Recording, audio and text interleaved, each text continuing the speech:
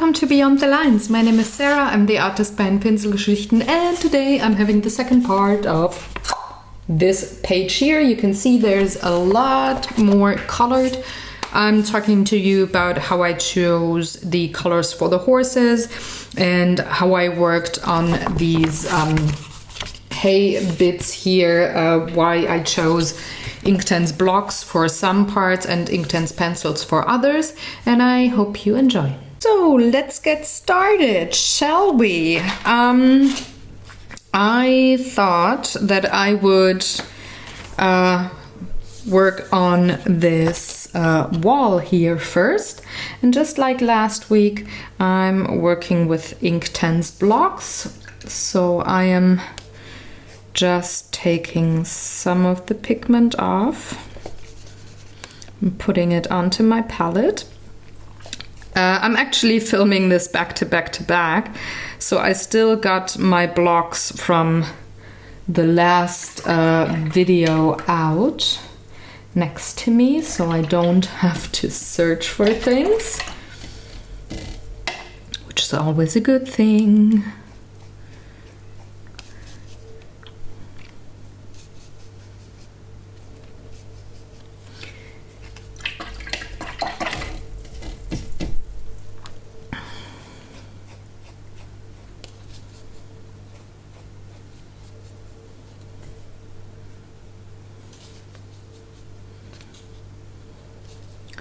All right, I need a new piece of paper towel.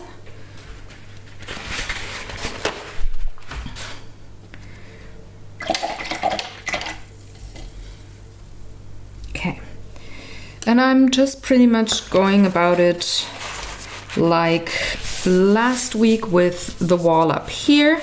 So I'm starting with my gray, taking a medium-sized brush, and I'm going to flip the page upside down for me not to bump against the spine of the book. And I'm just going to give it a solid layer of the gray first. So let's see, we are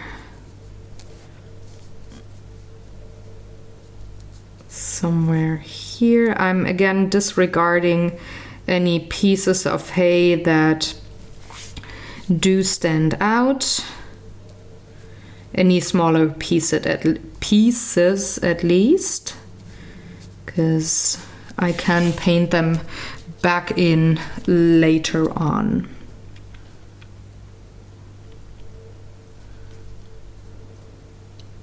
Same goes for the robe here. Not gonna work around those frizzy bits, but rather over them.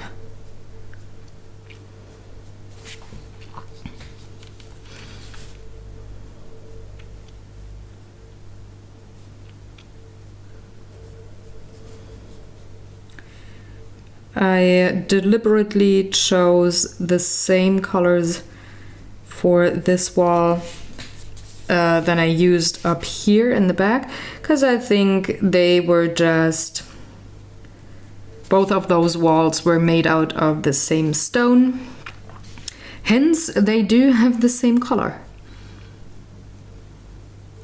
I will be a little subtly, tiny little bit different when it comes to shading. I will work a little differently. Really just very subtle, because remember last week I said that the light is coming from the lower left hand side of the picture. So I'm not gonna work as dark as I did up here because, well, we're in the light zone, not the shadow zone, at least on that lower part that I just colored.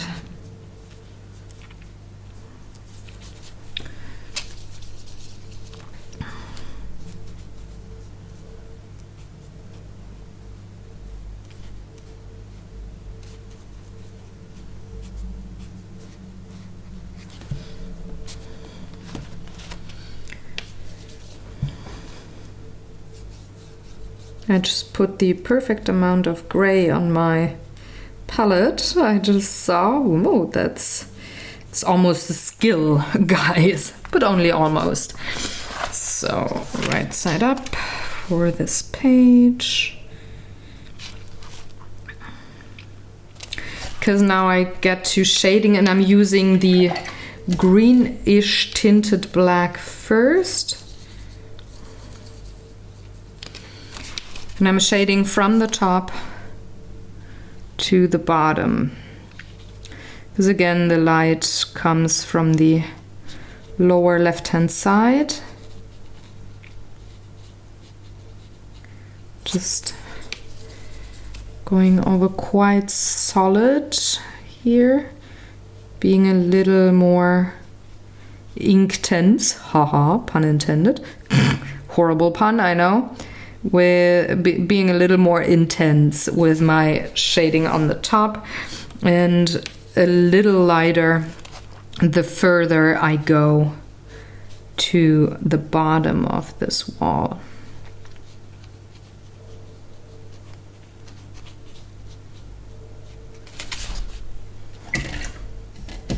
I'm using a lot of water. I mean, there's a little shadow because the beam here, that log, casts a shadow, and there's a shadow here because the horse's leg casts a bit of a shadow.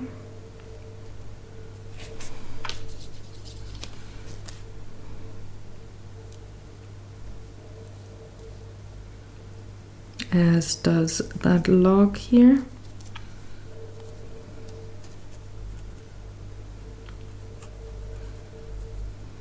But I'm leaving parts completely unshaded.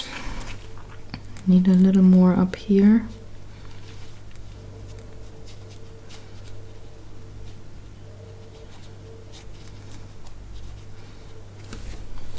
And now I will go over those stones here, shade pretty much the I think it's called either gourd or gird in between, so that's pretty much the connector between those stones in here.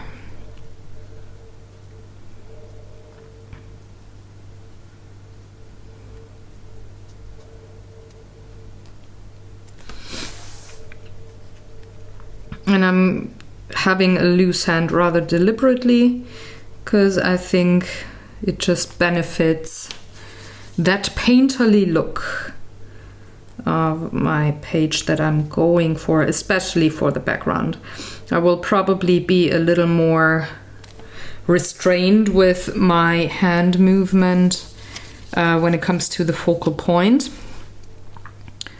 but until then I can be a little loose with my hand, and I actually prefer that kind of style for backgrounds because one thing that is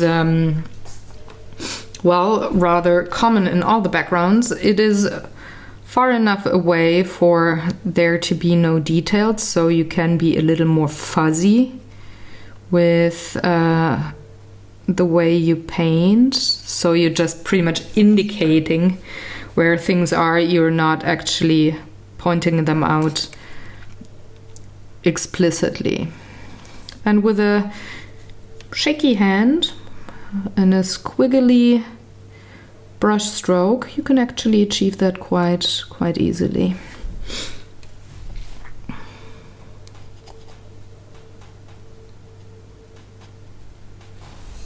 Like so. Now I'm moving on to my smallest brush. I'm going in with that brownish black. Excuse me. Hoppala. And I will add a few details on those stones. And I'm going to start with the lower section just for the upper section to have a chance to dry a bit. Also, this is closer to the focus here. So this is a little sharper, a little more pronounced.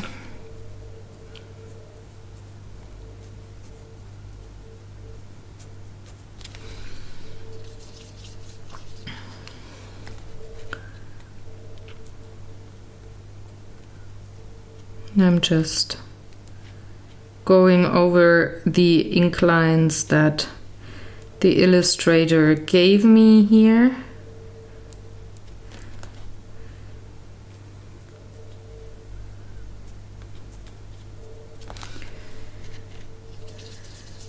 And I'm just pretty much getting back what I lost with the previous layers and the dark colors that I used. So I'm just going over those ink lines, make them visible again. But with the Inktense, they're way more incorporated into the style of the painting. I could have just colored within the lines at this point, and the line work of the illustrator would have been visible too, but I think it just fits way better for this to be in the style of Inktense. Ooh, too much water.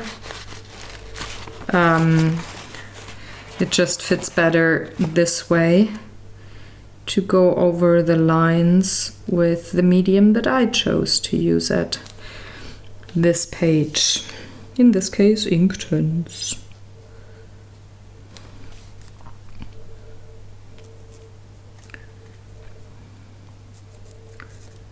I had said it last week in the video that I would have stayed within the lines that the illustrator gave me way more. Would I have decided to work with, say, colored pencils? But since I didn't, I'm alrighty. Bestie's coming home, so if you hear him in the background later in the video, it's not a burglar, it's just my roommate. Alrighty, where was I? Oh yeah, line work up here, getting some of those lines back, not all of them, because they're not too much in focus. I'm just darkening up some of the lines that I had painted in before, to just give a hint of these stones going up to that wooden beam, but I'm not actually having them as pronounced as they are down here. It's more like an extra layer of shading, but not painting the whole cobblestone wall to a T. But what I want to do is have this line up here a little darker.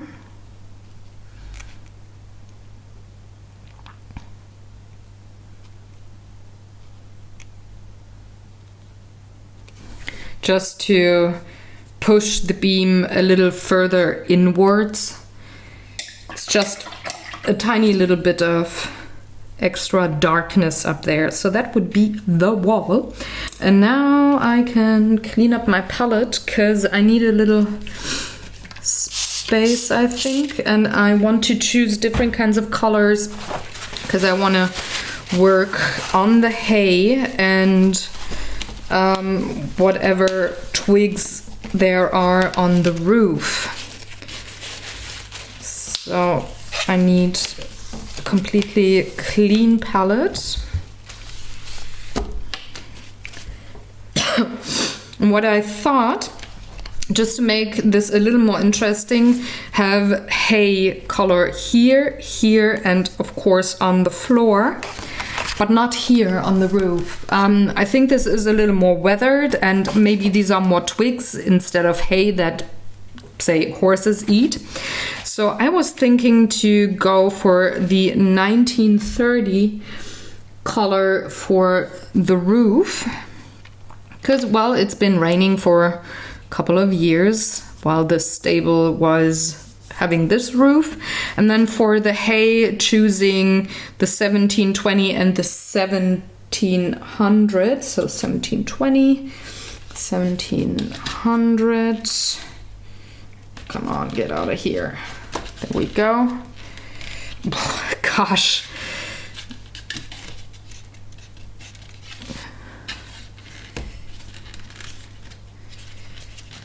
There we go. And, ooh, got dirty fingers.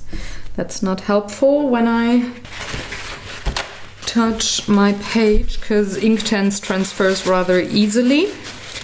And then for the floor, because there's not only hay down here, I think I want to go with the gray again that I used. No, I'm not gonna use the gray because they don't have concrete floors, but maybe, yeah, the 2010, that blackish brown. Maybe I should start with that. That's actually not a bad idea. 2120, no, that's not the one. 2100, also not the one. So it's you. 2030, yeah. So I'm taking a tiny little bit of that, just put it in a corner of my palette.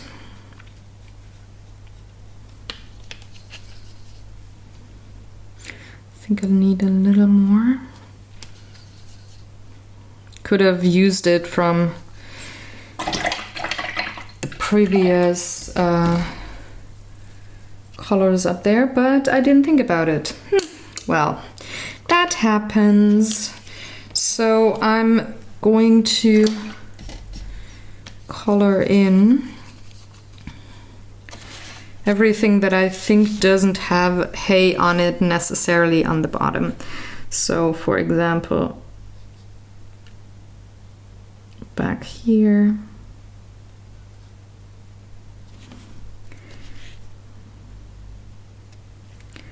and it spreads out to here.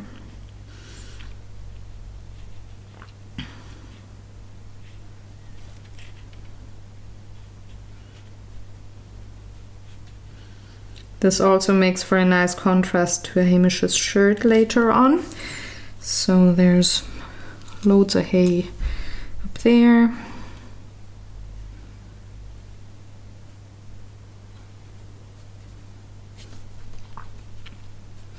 Just a little squiggle, squiggle, squiggle.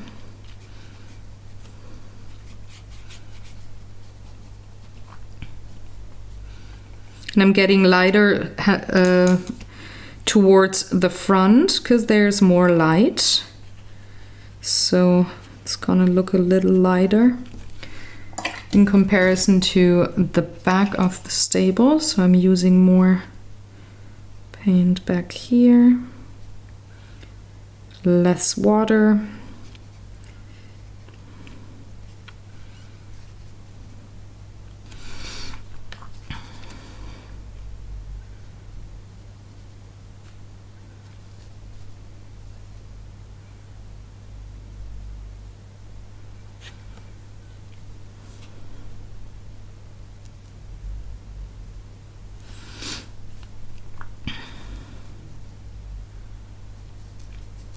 And I'm just pretty much deciding on where I want the floor to look through and where I want to have the hay, because the line work doesn't explicitly indicate where is what. So I'm just making it up as I go.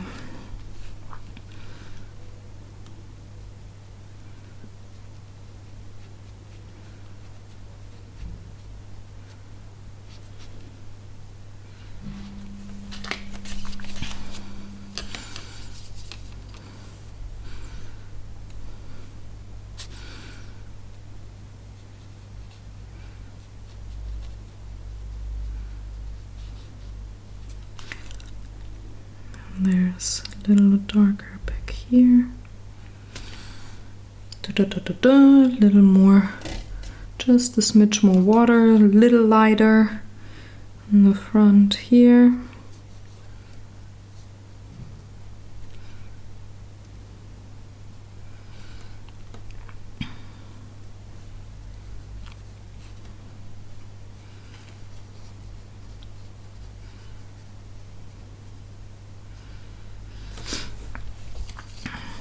And maybe a little more here.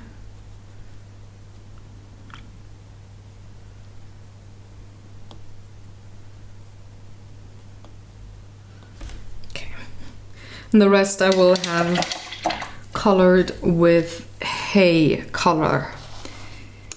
But the 1930, I'm going to start, excuse me, with the roof.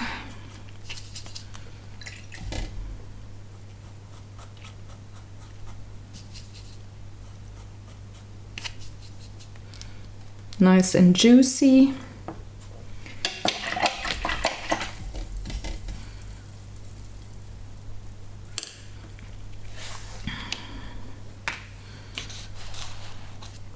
I'm just going to color that in again in the direction of the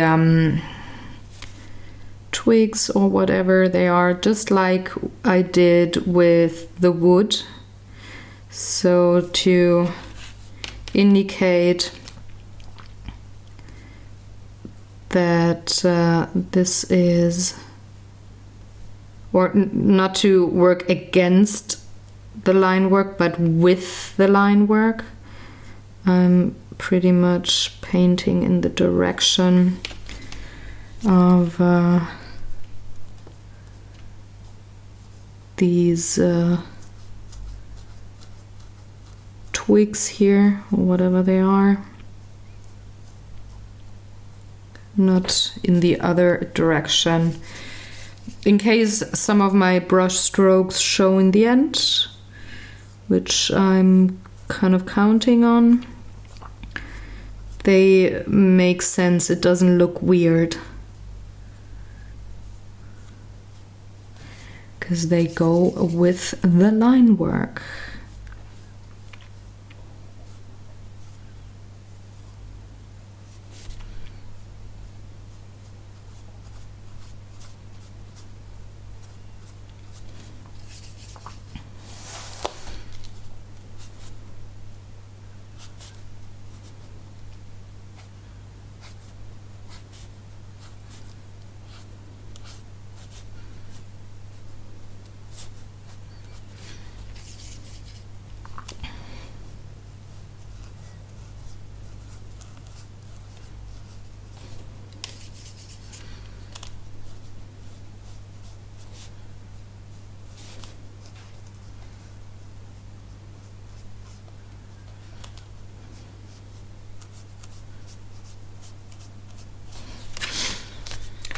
I think I need a little more paint. I thought I had maybe too much even, but obviously not.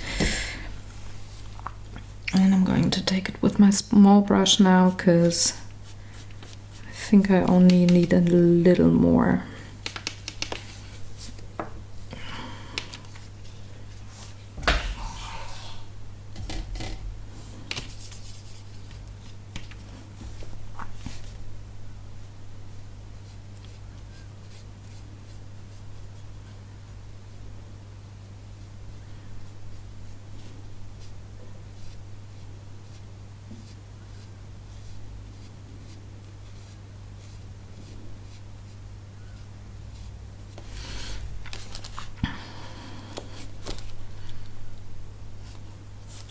These narrower bits here, the painting with the line work is a little more difficult. You gotta control your brush more.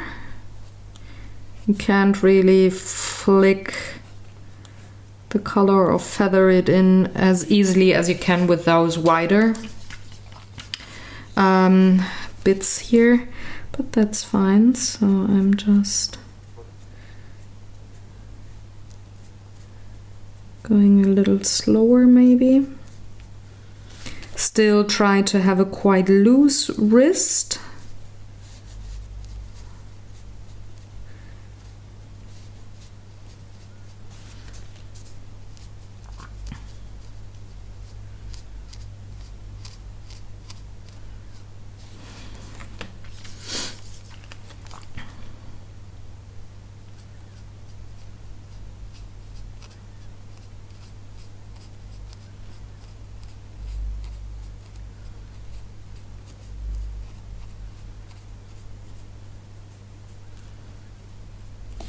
There we go.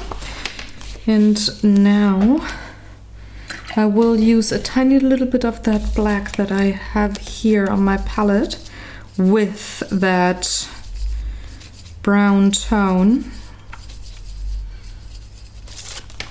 And I will start shading. So the light comes from the lower left, so I'm going to shade a bit on the upper right.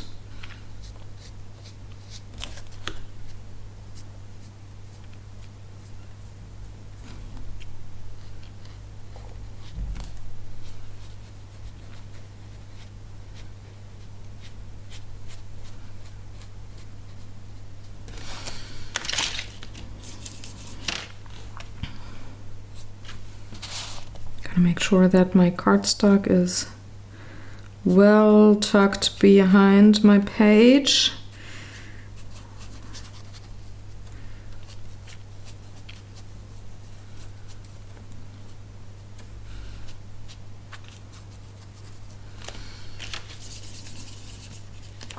Ooh.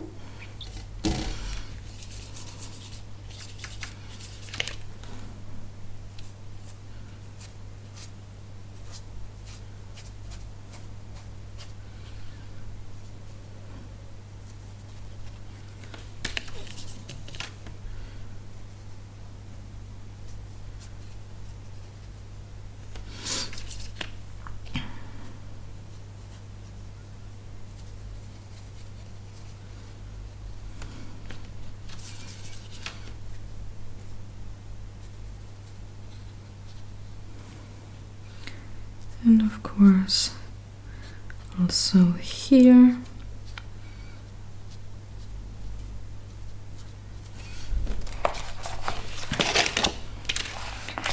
And then I can move to my smallest brush. I'm not using too much water, just a bit. I might have to, yep, gotta add just a tiny little more of that reddish brown. That should be enough, because I want a few of these twigs to stand out.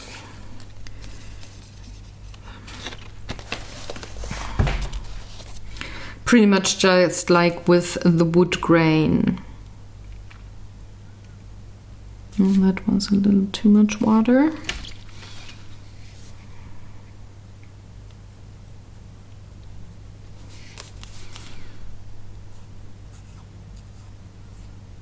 So I'm just going over it with my small brush.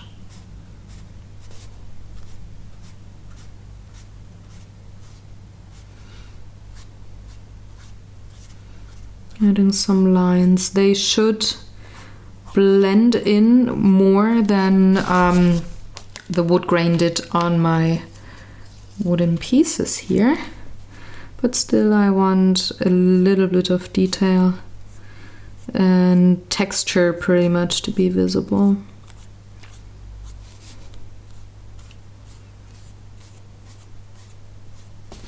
And not just have this look like a reddish brown blob, you know?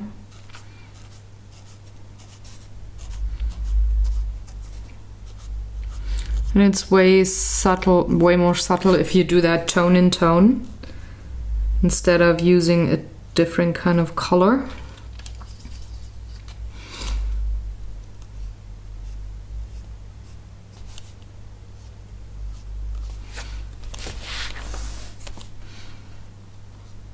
It's pretty much, since it is background, it's more like indicating instead of really showing.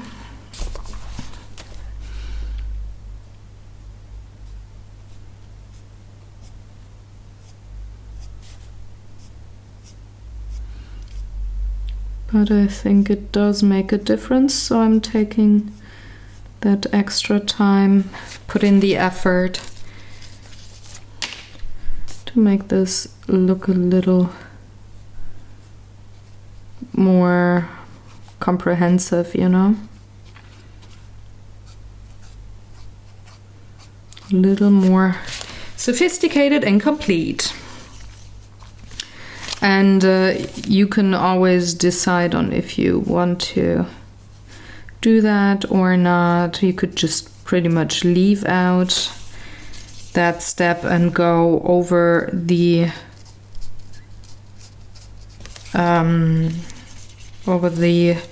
part of your coloring book with a fine liner and bring out the ink lines that were printed in the book. So it's up to you pretty much, but I think, yep, that doesn't look too shabby. So I got that down. I can now take care of the hay. I have two colors here. One is a little brighter, that's what I'm going to use here on the focal point, and one is a little darker, and I'm going to use that in the background. So I'm starting with my darker color.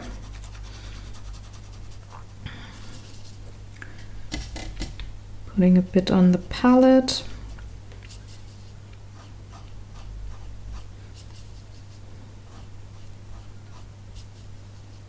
I'm going to probably also use that color for shading on the lighter parts. That should be enough, I think. Sorry for my big old head always being in the way. I sometimes forget how small my desk is, how narrow I should say. And from what spot on my big old head is in the way. Okay, so I'm going to start with this here, just giving it a base color.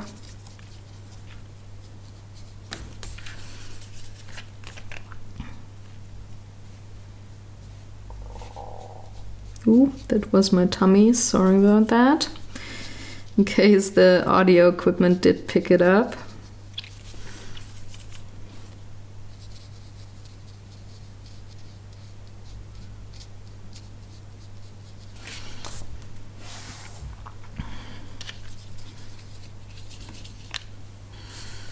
Same goes for that hay ball up here.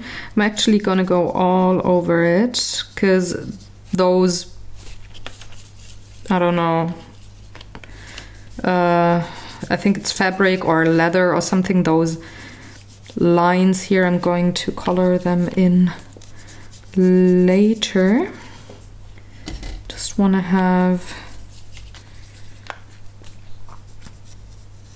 the base color in. Going to let this dry and take care of the hay on the floor. So I'm taking the lighter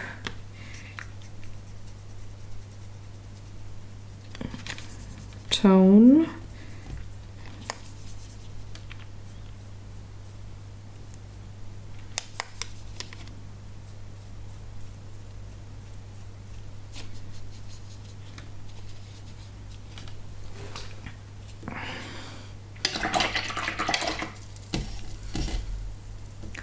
And I'm going to give it a base coat again. Just going right to left, because I'm left-handed.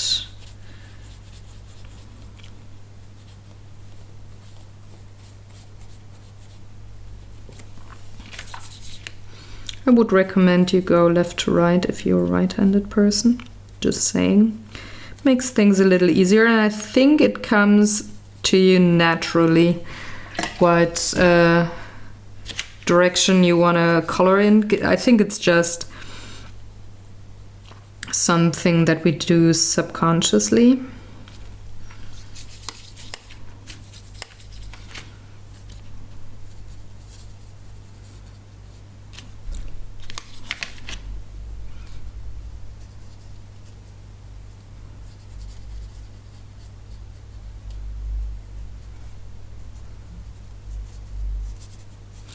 And I think the hay is where I will use the Inktense pencils in a minute, because they're a little more controllable maybe. I think I need a little more paint. I'm just going straight in with my brush here.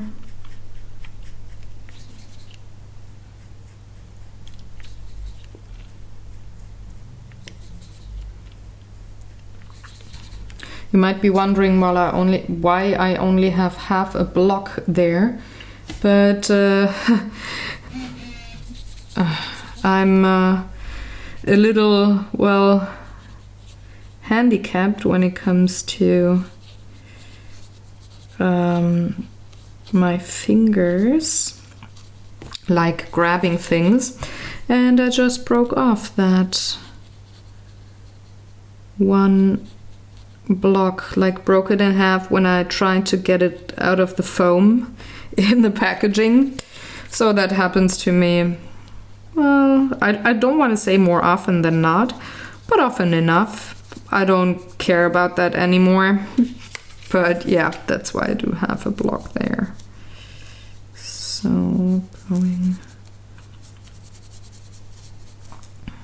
for the base coat. And same here. So I'm just going to leave it as it is. If you use Inktense pencils or Inktense pencils on wet paper, the line work will just stay, and I don't want that. I want the pencil to be possibly dissolved. So I'm just going to, and my roommate's home. So I'm gonna let this dry and have a break. So I had my juice.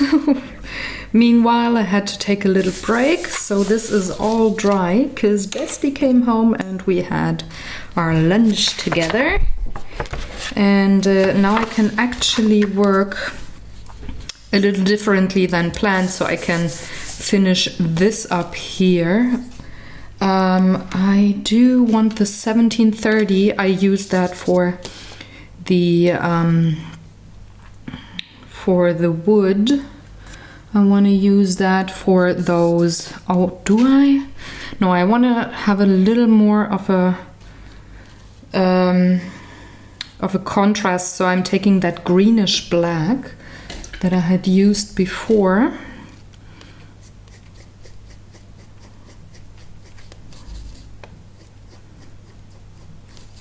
Just going on top of the brown paint right away. You can see probably that I still have a little bit of a residual paint here on my palette. So I'm going in with that black. And I'm just painting in those, what I think to be maybe leather or rope or something.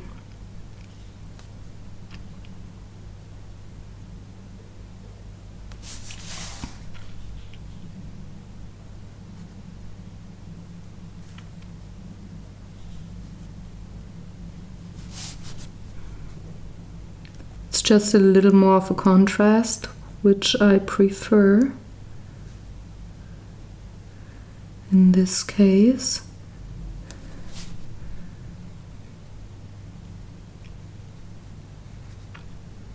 Although I guess a tan or brown color would maybe be a little more real.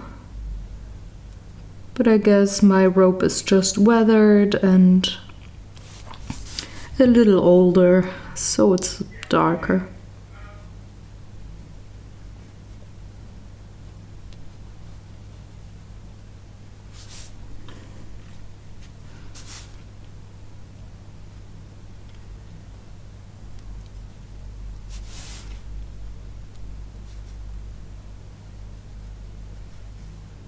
There we go. So now I will take a minute and look for the pencils that I want, because these hay straws here are a little easier to paint in with the pencils. So I need the 1700, that's U, and the 1600 too. This is a little more on the greener part of the color spectrum. Going to sharpen my pencils.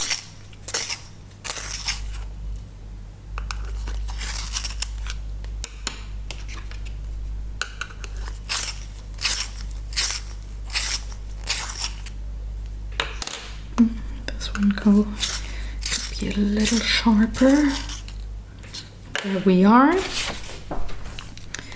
And then I can go in, gonna start here and just add pigment. I'm staying within the lines this time around because I don't want everything to be covered up. Just want a little bit of detail, and I'm also adding that up here where the hay pokes out towards the ceiling there. A few green bits, just a few, not too many.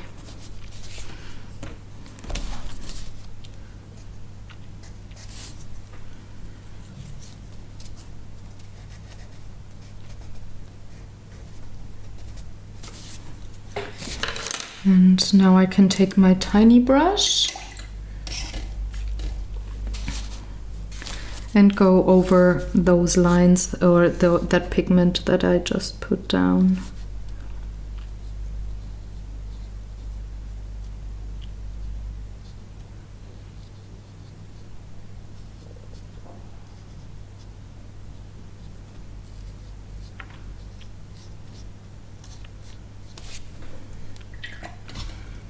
Clean out my brush when I move on to a different color, especially coming back from the green to the ochre. Oh, that was too much water.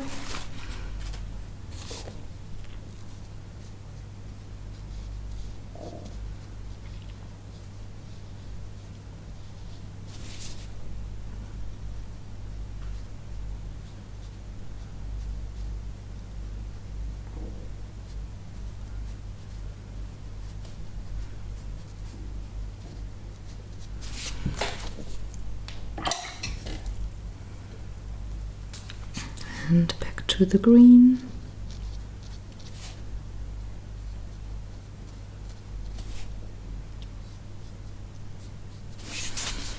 There we go.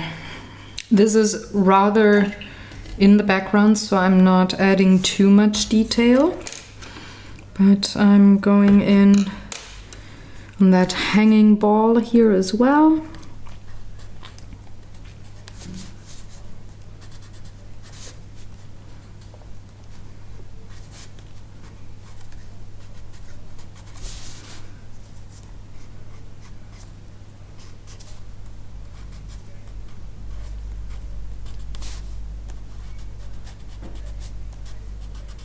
And sometimes I feel like the pencils are even denser when it comes to the pigment, or you can have way more vibrant colors than you can with the blocks, but I think that is because you put down the pigment dry and not have it dissolved with water beforehand. So you can use the blocks for maybe a little more subtle coloring or big surface coloring, and use the pencils for the details, just like I do now. I think that's a nice combination. Because the blocks, since you pick up that pigment with water, you can have a little more softer colors or well blended colors, and use the pencils for, well, more concentrated color application where you don't want too much water.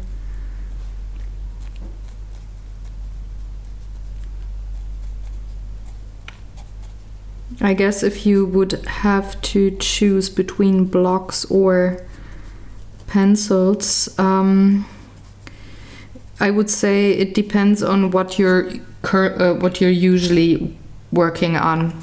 If it's more like you're painting your own things on a, say, on a watercolor piece, I would probably go for the blocks.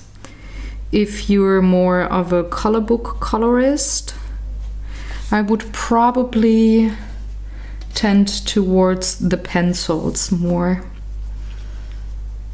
Well, if you can afford both, it's definitely worth it to invest that money if you want to go for this kind of supply. And they're not redundant so much. Okay, onto the light leaf green color here.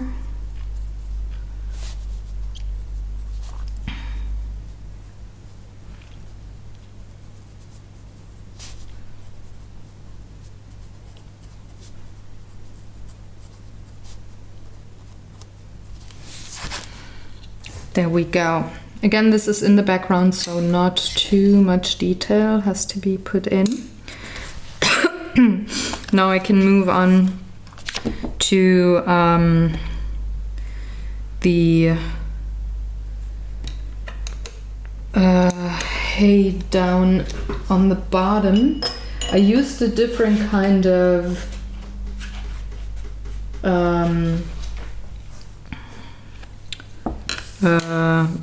paint down here. It was actually, what was it called? It's called mustard. It's a little more yellowish, and I do want two colors to shade it with and put details on. One being the 1720, which I used on the top part for the underpainting, so that's amber. And I do want maybe a little more of a brownish tone, so I'm liking the 1900. That is willow. Liking these two colors. For the details, But what I want to do first, before I put in the pencils, is a little shading underneath the horse's feet. And I'm just taking the residual brown that I do have on my palette from coloring earlier in combination with the black.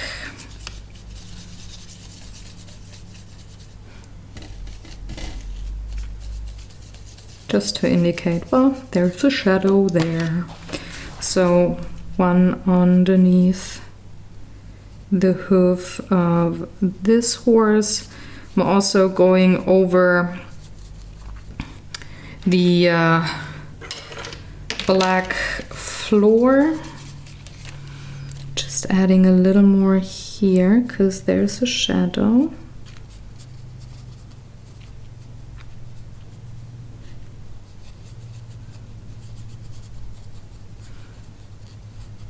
And I like to do shading before putting in details.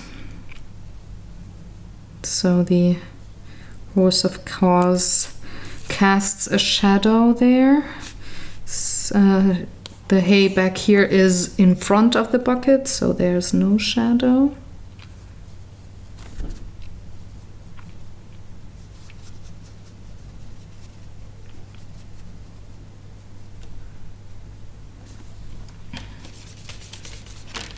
And also back here on Jamie's second foot.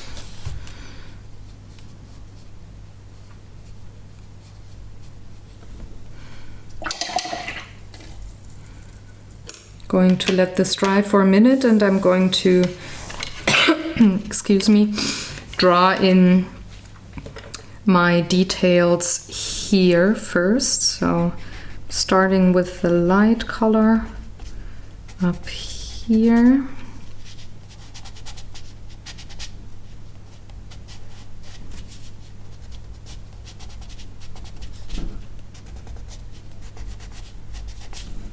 And the darker brown in between in some places.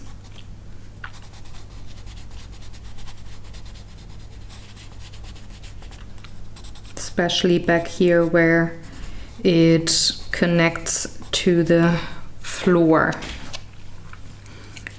Same here.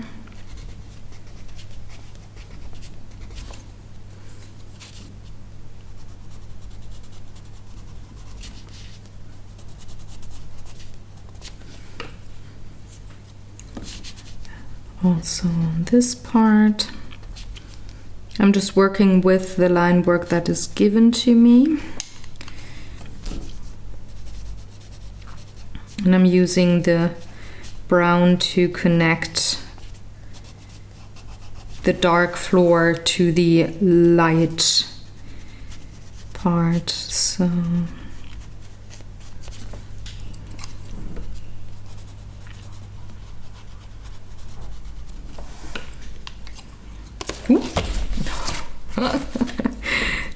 don't throw away your pencils, guys. Don't copy me on this one.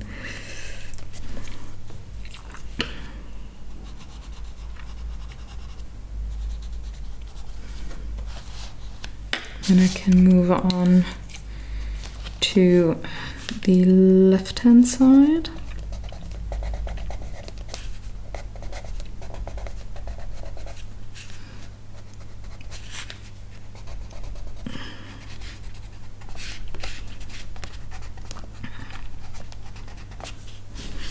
And this is pretty much the reverse way of working as I did on the upper part. So I'm coloring in the darker spots now, not the lighter ones. So we got quite a couple of bits of hay up here. I'm also going to add that light mustard tone here.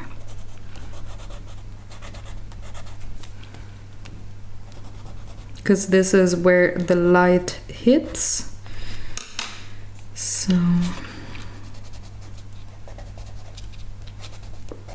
there's gonna be a few lighter spots there. So for the dark part,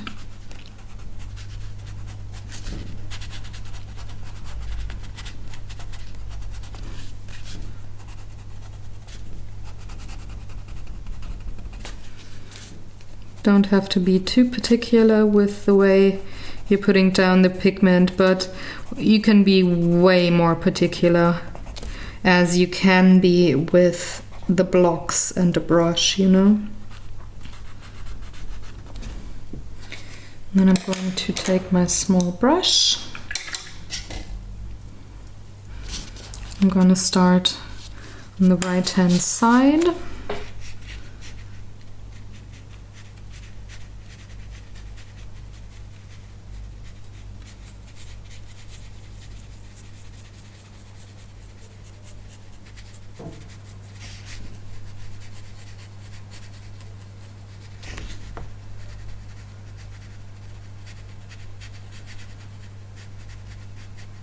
And since the paint underneath dried completely, I don't have to think about moving pigment that I had put underneath. I can just go on top, not worrying about that.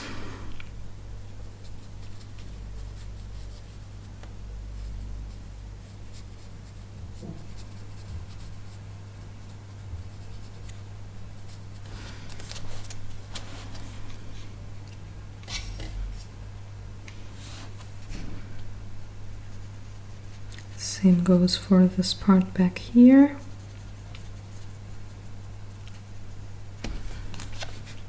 And also here.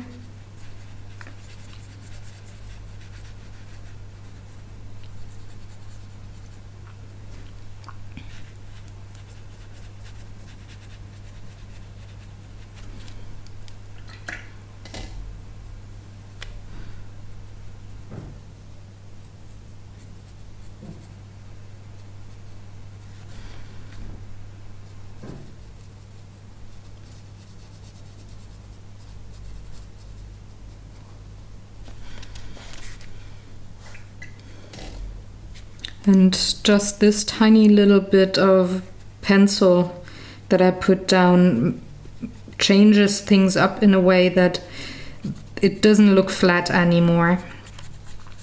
It gives quite a bit of texture and interest to this part of the page. And like I said, it doesn't look flat anymore.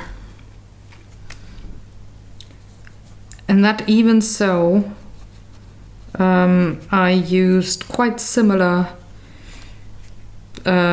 shades or quite similar colors actually. They're very close to each other.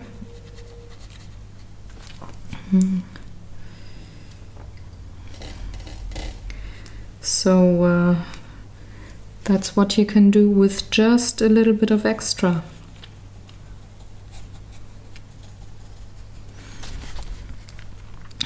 I think it just gives it a nice dimension, you know.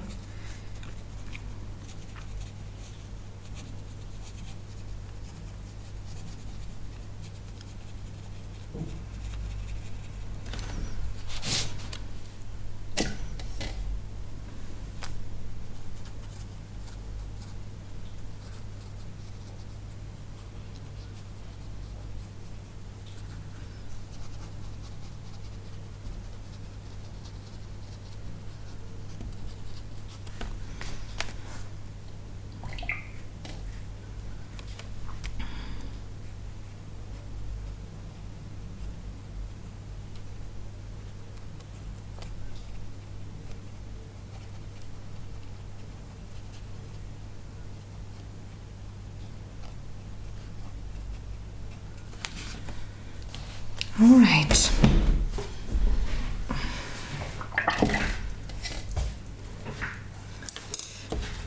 So now I can take a sip of tea and think about what I want to color next. I'm thinking about that horse back there. So starting from the top to the bottom, getting my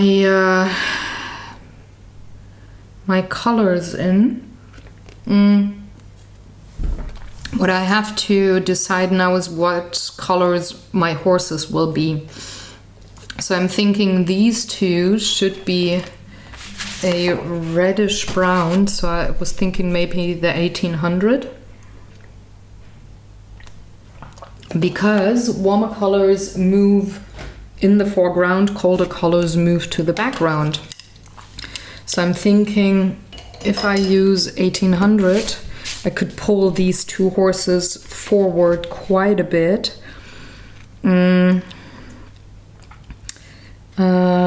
Maybe I want the 1740 and the 1900 for these two horses respectively, where I would tend to the 1900 for this horse, the 1740 for this horse, and the 1800 for these two horses. And I think that is what I'm going to do.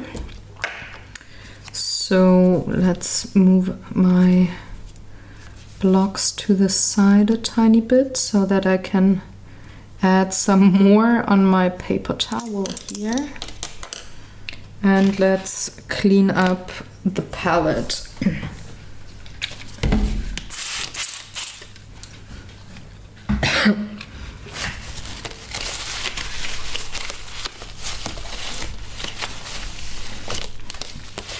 It could be that I'm running a little long in this video because I did not remember how many minutes I filmed before I took the break for lunch. So I'm sorry if this is more than 2 hours of footage, but I chose the 1800, the 1740, and the 1900. So these are my colors. And I wanted to start with the horse in the back, so that is 1740.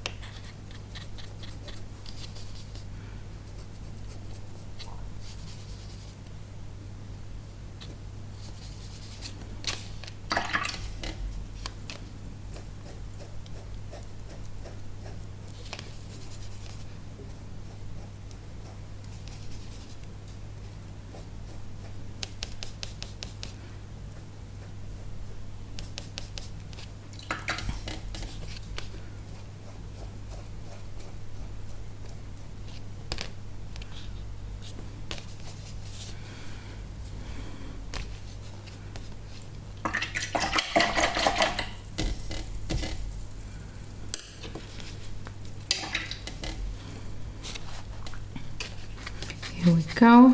Just gonna give it a solid layer for now. Not the mane yet, just the fur on the body.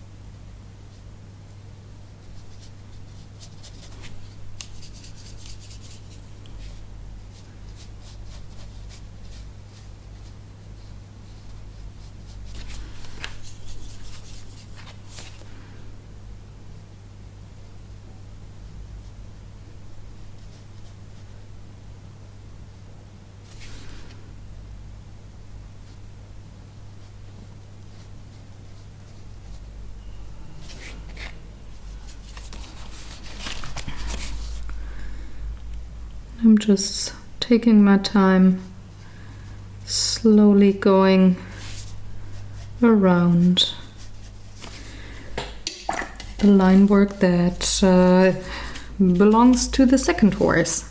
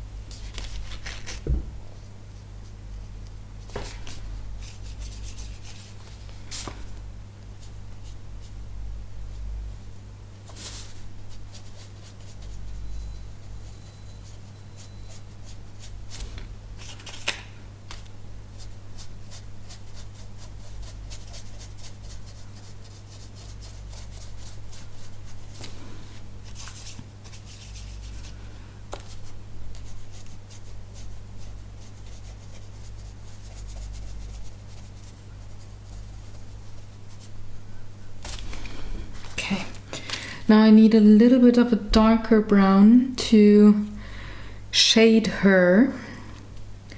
And I think I want the 1730. That is the brown that I used on the wood. There we go. It's also a thing of color repetition. I'm pretty much saying it in every painting video or coloring video that I do put out. It is a little calmer for the brain, or it just makes more sense for the brain to see color repetition happening in an art piece. So I really recommend you use the colors, especially the ones you use for shading. Use them somewhere else in your art piece, not just in one spot. Okay. So I'm going to mix these two browns together now.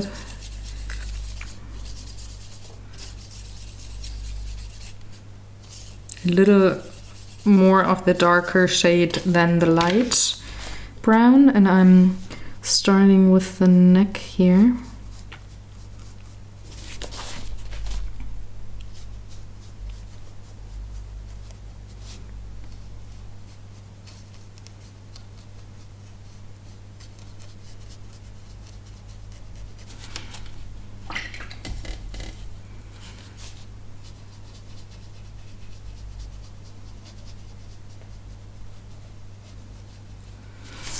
And moving a little bit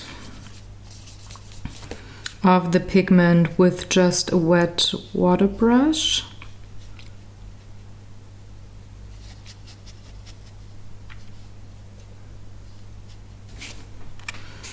And since the horse is a little more in the shadow back here, just gonna give it a solid layer of that dark brown mixture.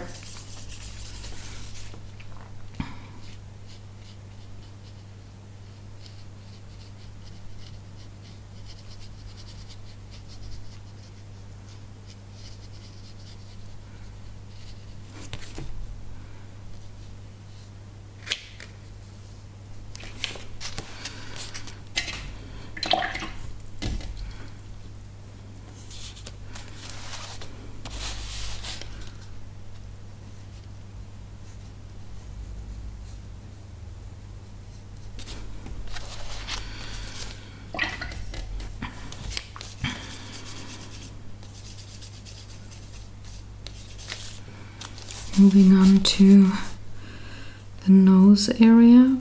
Down here there's a little darker.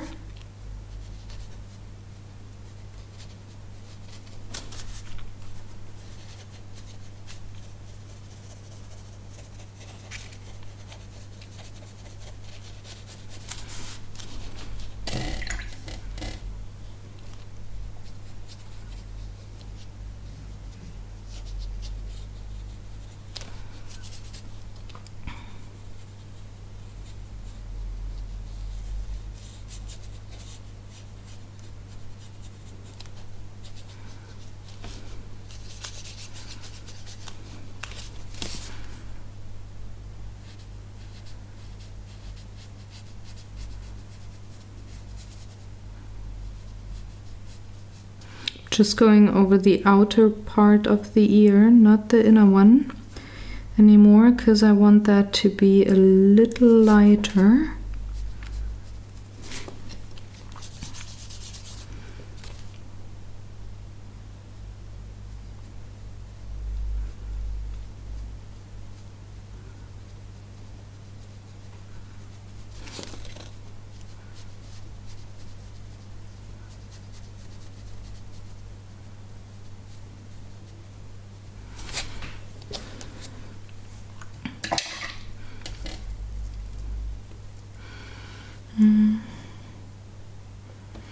Need a little more of that darker brown.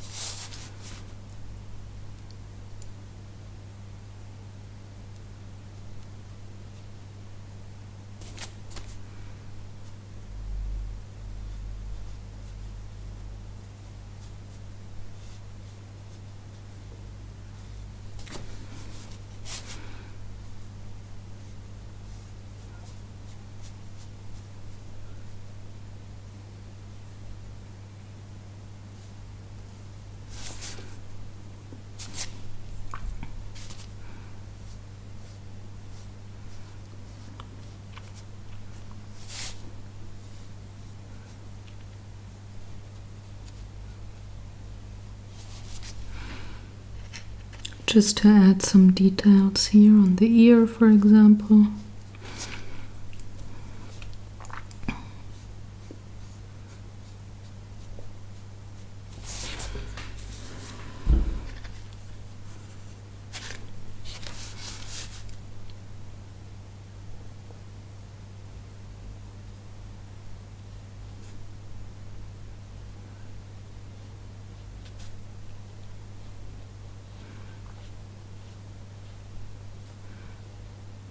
And to darken things up when it comes to the mouth and the nose.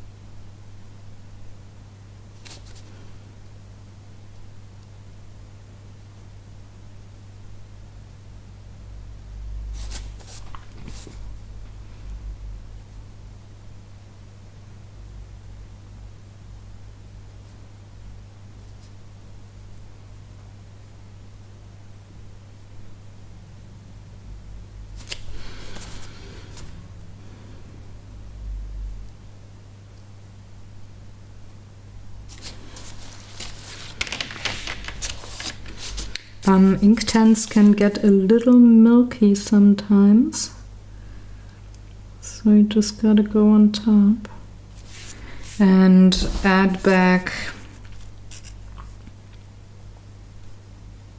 some details. I find that especially with that willow color that I used on this horse, that happens to me quite a lot. I don't know if it is the pigment, I don't know. But I find it is way more milky when it dries than other colors.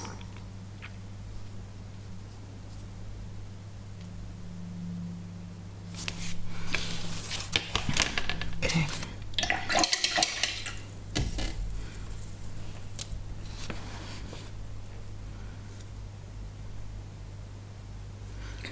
Now I'm going to take that dark brown color, just a little bit right from the block,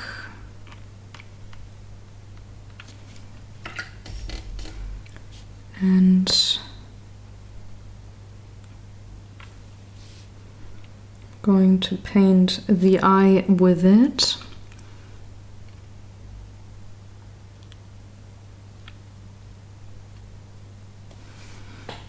Very carefully.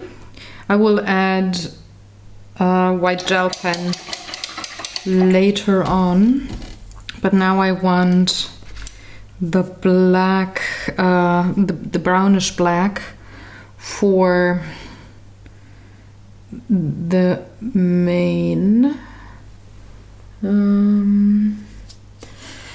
Which one was it? I think it's this block here. Let's see.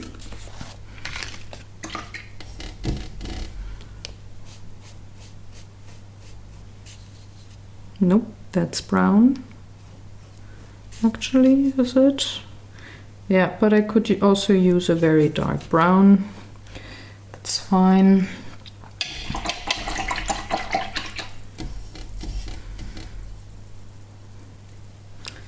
And try this block here. Yep, that's the one. So I'm going to mix, I'm going to mix these two colors together. for the horsey's hair.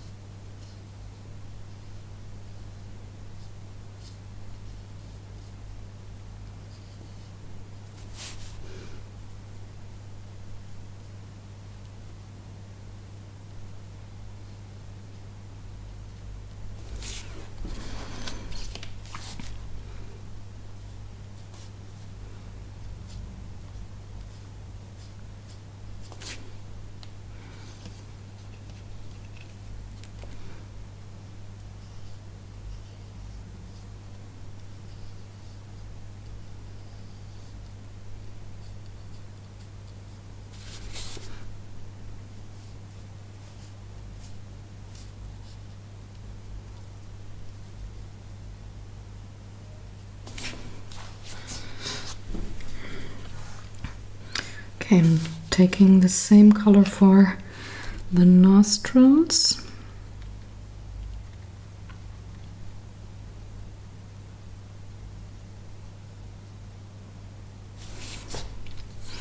And for the eyelashes.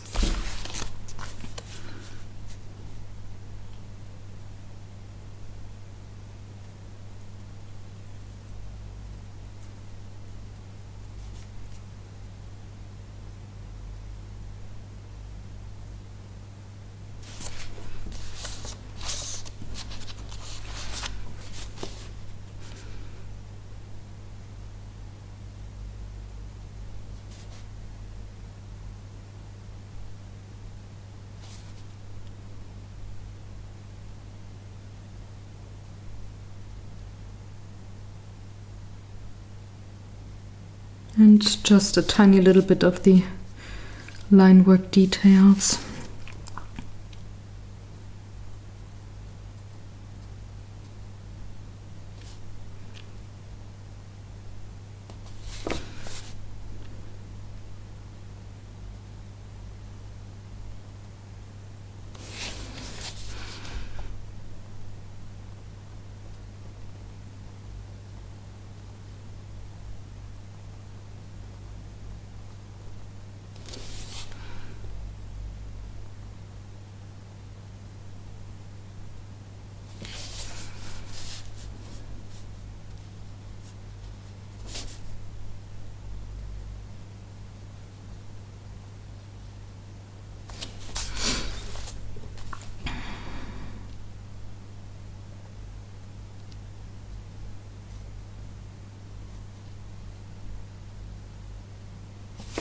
like so.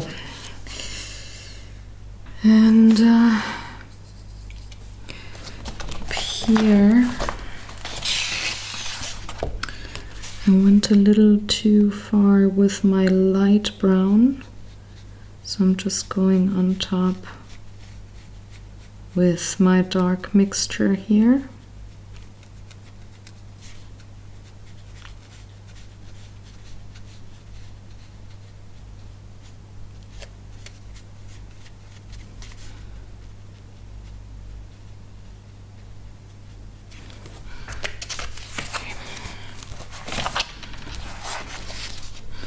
All right, I'm going to let this dry. And I will probably go back with, or most likely I will go back with a black pencil, like Inktense pencil, and also a gel pen later on. But now I will move on to the next horse. Gotta clean my palette before though.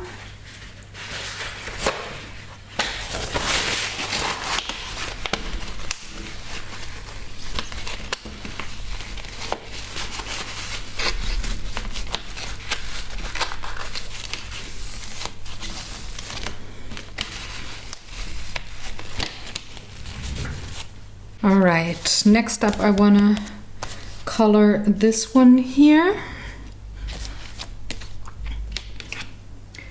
And going to take a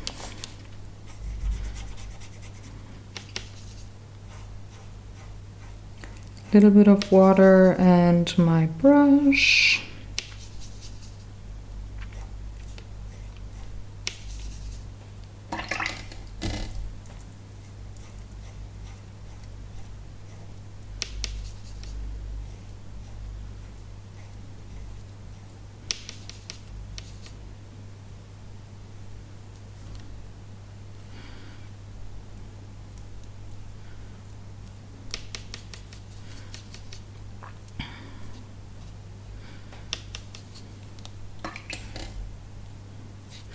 Probably in need of a little more pigment, so just taking more of the block right away.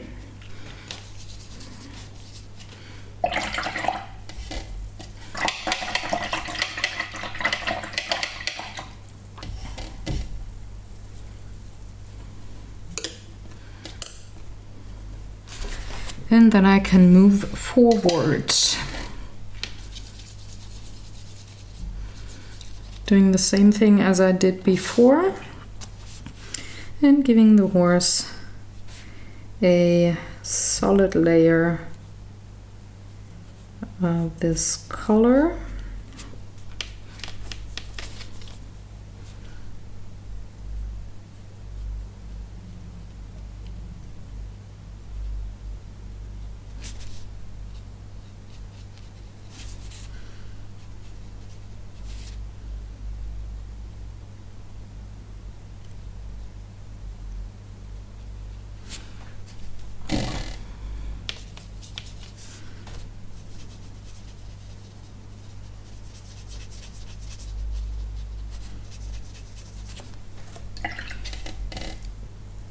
Actually use the bigger brush on this part down here.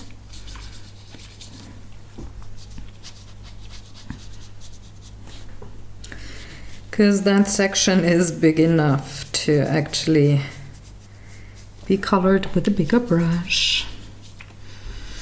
Another thing that I always recommend is going with the biggest brush you feel comfortable with for a certain section,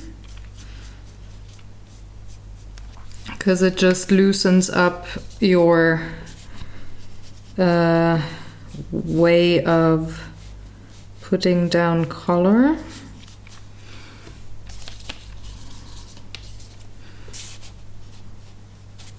And that can make for a rather alive looking painting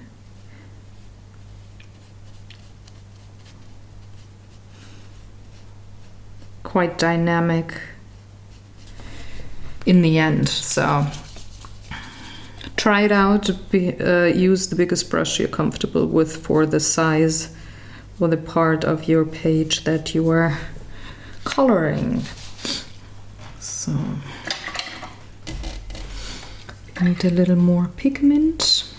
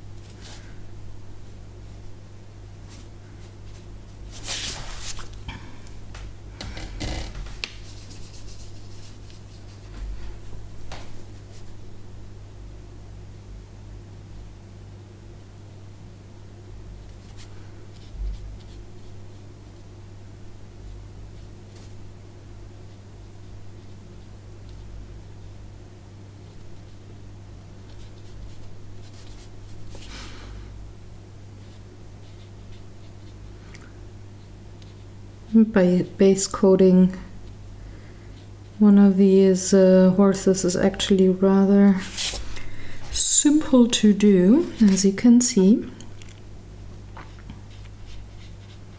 You can almost disregard the line work. I mean, like the smaller details, not the line work itself, because I mean, you don't want to have the hay be clumped in with the horse.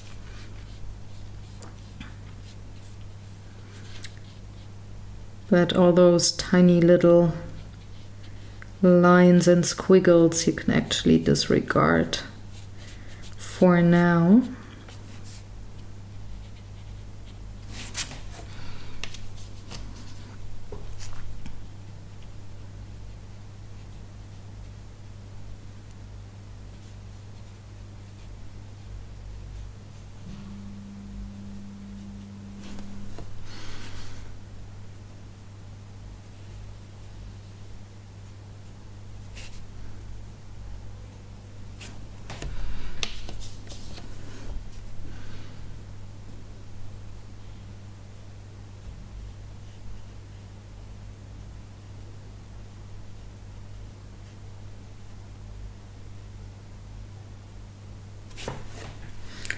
There we go. And for her, I want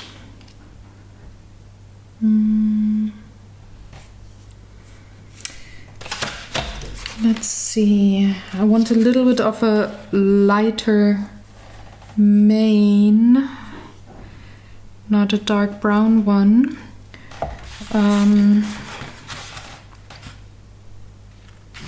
But I will use a dark brown nonetheless for now for some shading.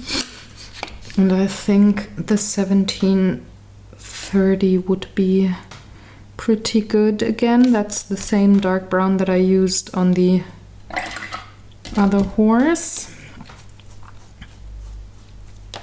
It's just a lovely shading color for animals, I think.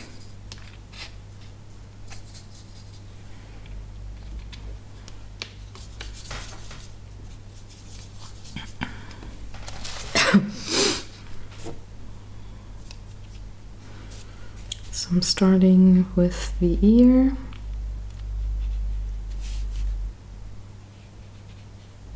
Also up here behind the head.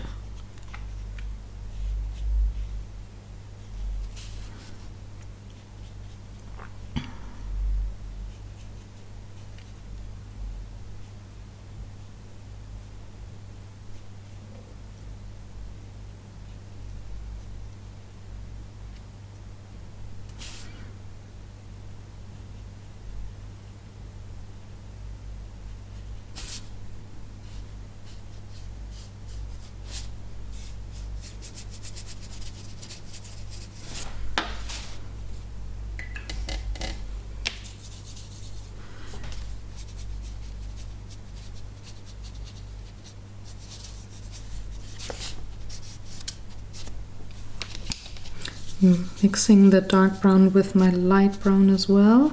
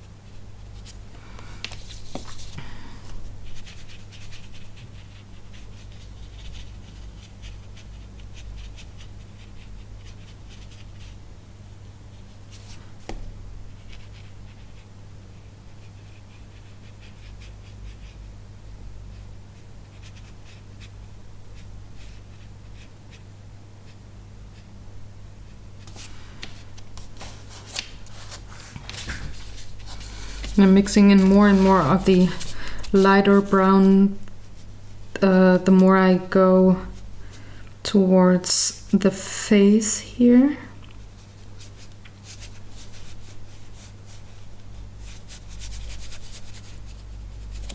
A little more of the darker brown the more I go back here.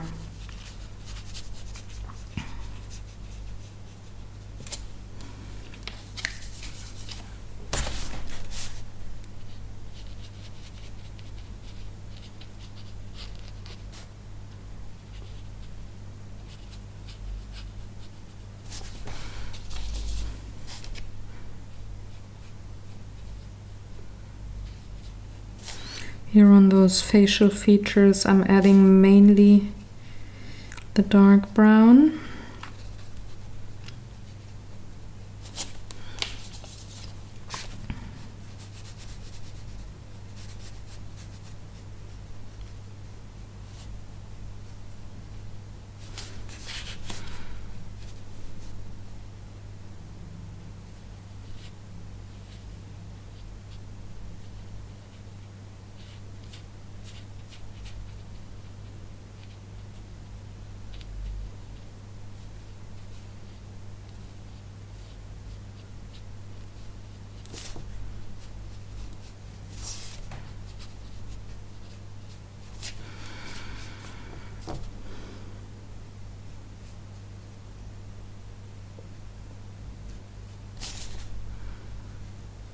Going in around the nostrils with the darker brown.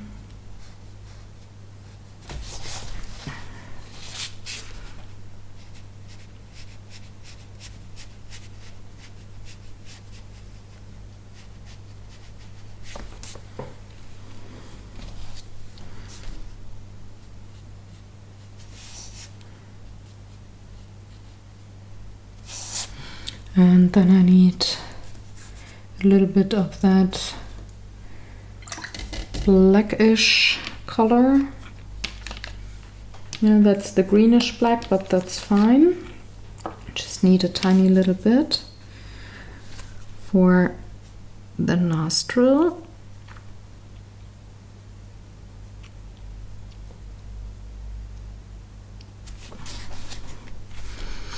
And for the eye.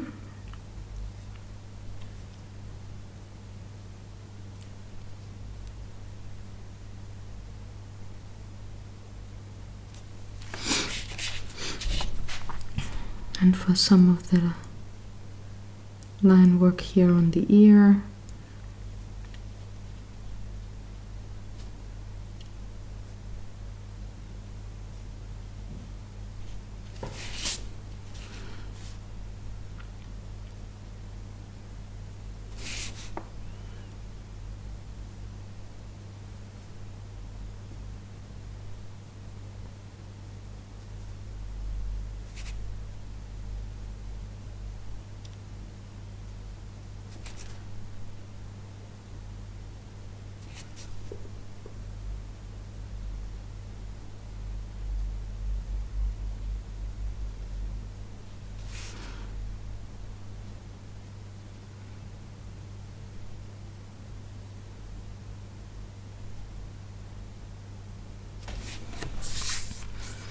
I could always go in with colored pencils at the very end if I wanted some of those lines to really stand out.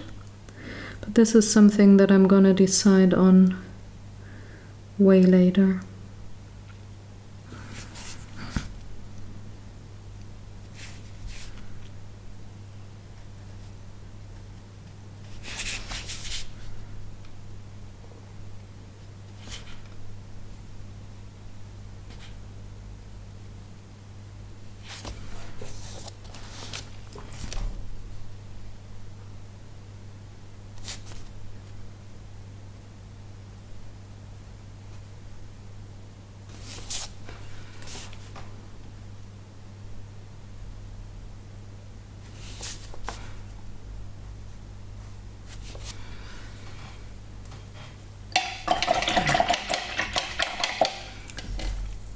So I had said I wanted to give her a little lighter of a mane, and I think I'm taking that darker color, the amber color that I had used for the hay. So I'm just going to take a little bit of that.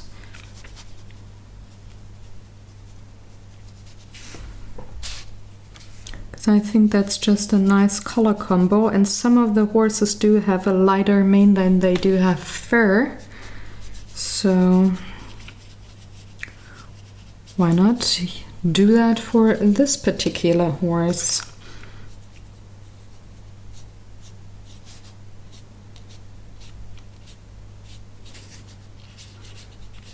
Also, it's again a little bit of color repetition.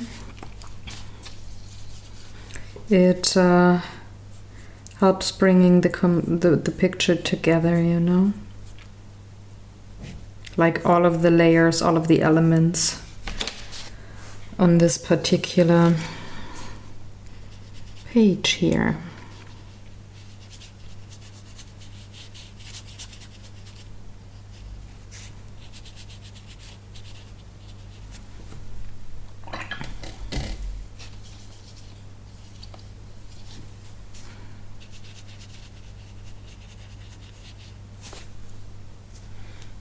Need a little more, just a smidge.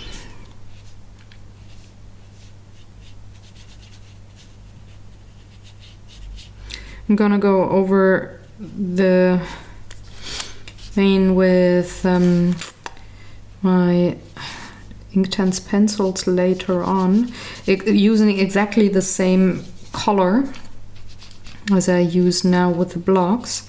Just want some of those strands of hair to be a little darker. But again, that's something for when this surface is dry. Let me look at the clock. I think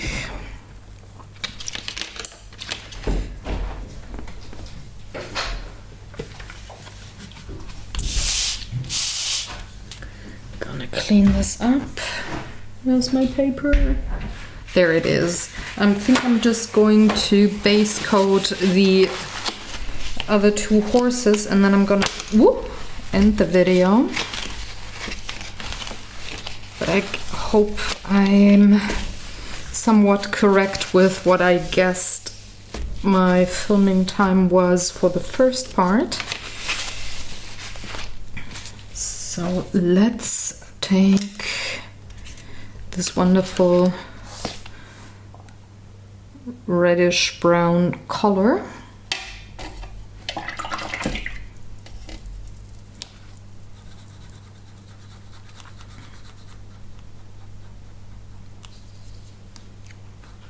And that's put down enough for the other two horses.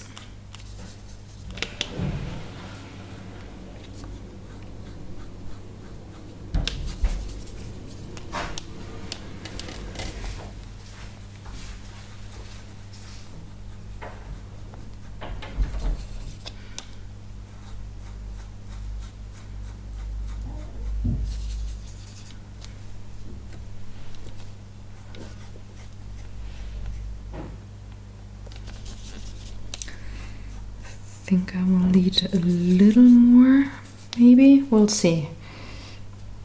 Going to start with my big brush here because I have a rather big surface, so I can go in with the larger brush. So let's see.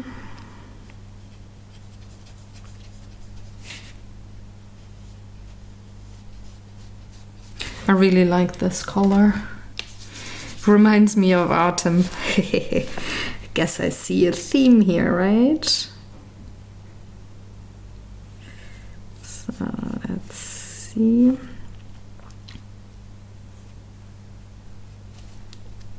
I have to go around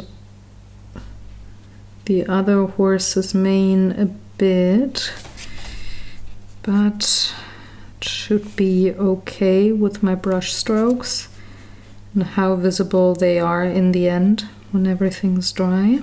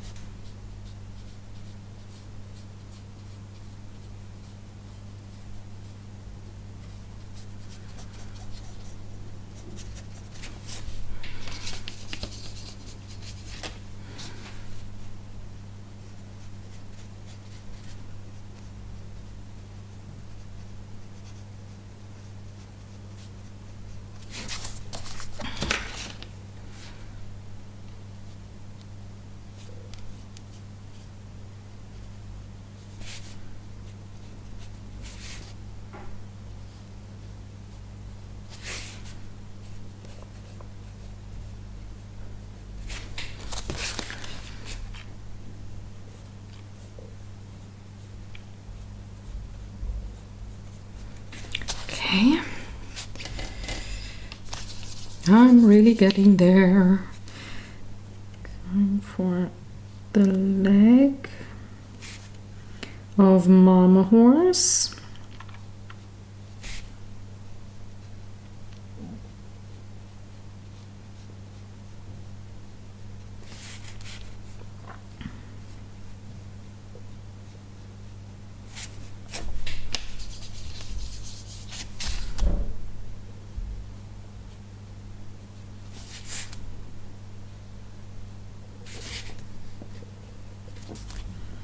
I totally forgot my vlogging camera for this part of the video, so I'm going to put it on in a hot second for the final part of the horse painting. Where is it? Oh, next to me. So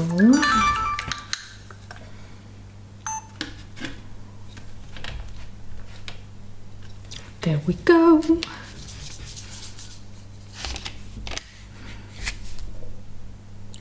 A little more of Mama Horse. And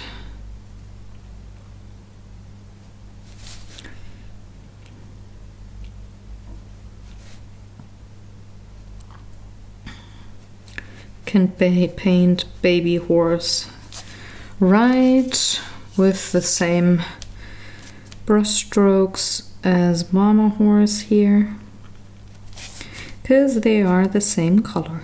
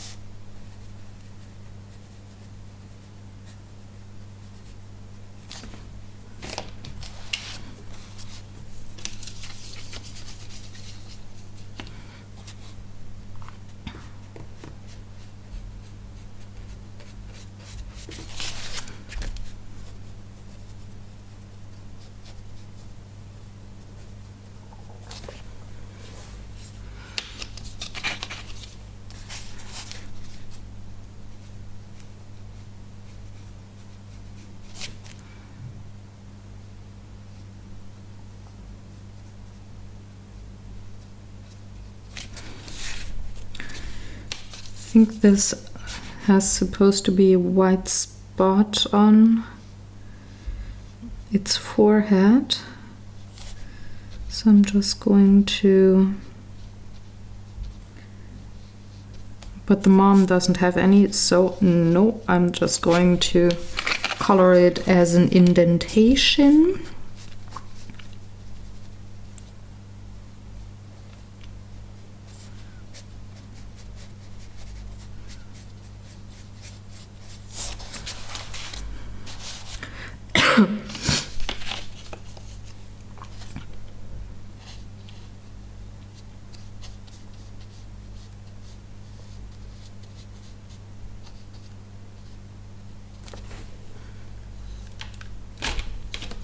Enough for the vlogging.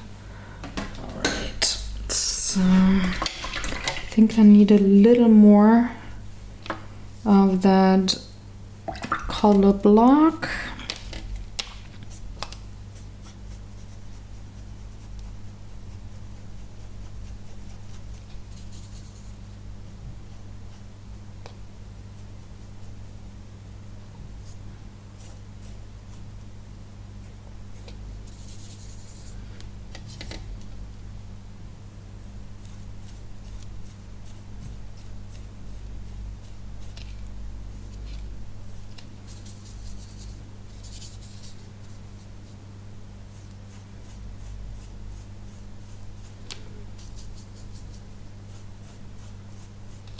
I guess that should be okay.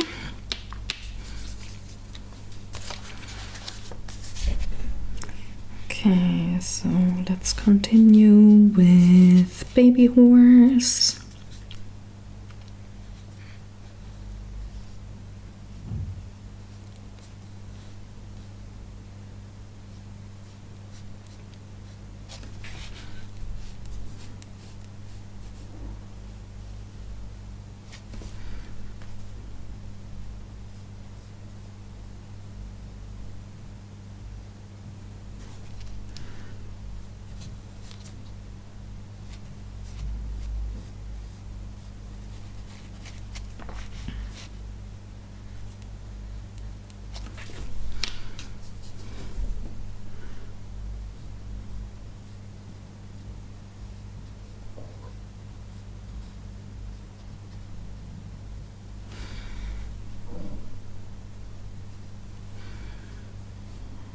And some more paint up here.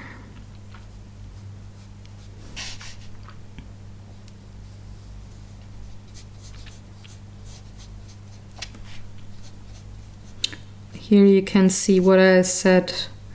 I'm not sure if I said it in last videos or earlier in this one. I think it was last video, that the more you paint with one batch of paint, the more you dilute it with water, and you might have to adjust and paint something with a second layer if it just fades out too much and there's too much dilution there.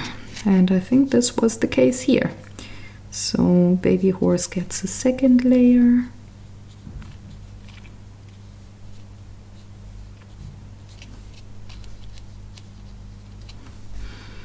And to mama horse's leg.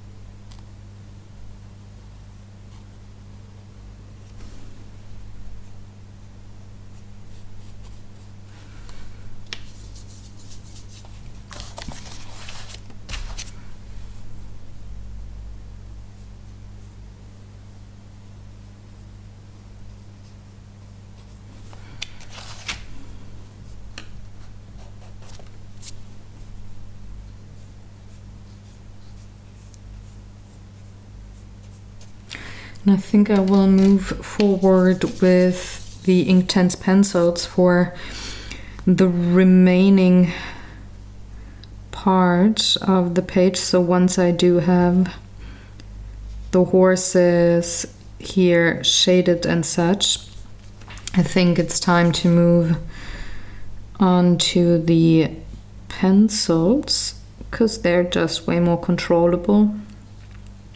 And I can show you a different kind of coloring, but that's going to be a thing in the next video.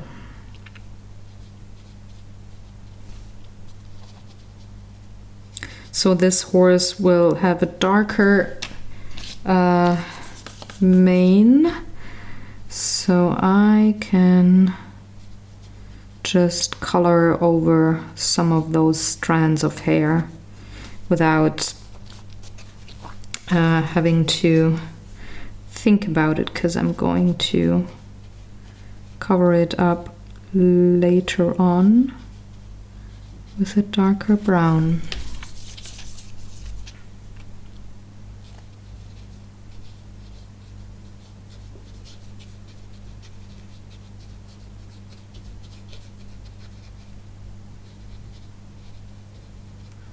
But that will also only happen